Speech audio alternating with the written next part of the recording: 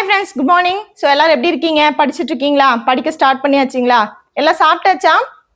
So நான் இன்னும் சாப்பிடல. சார் வந்து ரொம்ப சின்சியராக வேலை பார்த்துட்டு இருக்காரு. சாப்பிடலாம் அப்படின்னு கூப்பிட்டேன், இன்னும் வரல. ஸோ ஒரு 5 நிமிஷம் 5 நிமிஷம் அப்படின்னு படிச்சுட்டு இருக்காரு. ஸோ என்ன பண்ணிட்டு இருக்காரு அப்படிங்கிறத நம்ம போய் பார்க்கலாமா? வாங்க, அவர் என்ன பண்ணிட்டு இருக்காருன்னு போய் பார்க்கலாம். ஸோ ரொம்ப சின்சியராக வேலை பார்த்துட்டு இருக்காரு.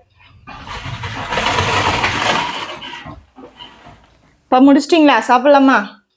பண்ணிட்டே இருக்கேம்மா. கொஞ்ச நேரம் சொல்லியிருந்தோம் இல்லையா, இந்த out of book content ready பண்ணணும்ட்டு. ஸோ அதுக்காக தான் பண்ணிட்டு இருக்கு.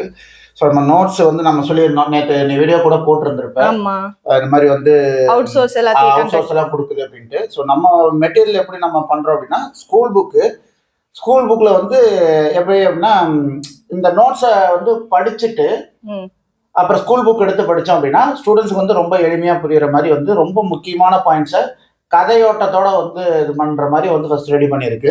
அதுக்கு பின்னாடியே வந்து பார்த்தோம் அப்படின்னா அதே டாப்பிக்கில் புக்கில் இல்லாத content, out of book content இருக்கு இல்லையா. ஸோ இன்னைக்கு வந்து அது ரொம்பவே முக்கியமாக இருக்குது. நிறையா வந்து அதில் இருந்து தான் வந்து கொஸ்டினை கேட்டுக்கிட்டு என்ன சொல்லிட்டு இருக்காங்க ஸ்டூடெண்ட்ஸை.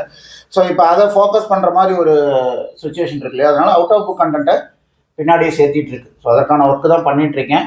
ஸோ அதுக்கு தான் சோர்ஸ் இது எல்லாமே. இந்த புக் சோர்ஸ் தான், அதான் எழுதிட்டு இருக்கேன். ஒரு விஷயம் பார்த்தோம் அப்படின்னா ஒரு சில சின்ன விஷயம் கொடுத்துருக்காங்க.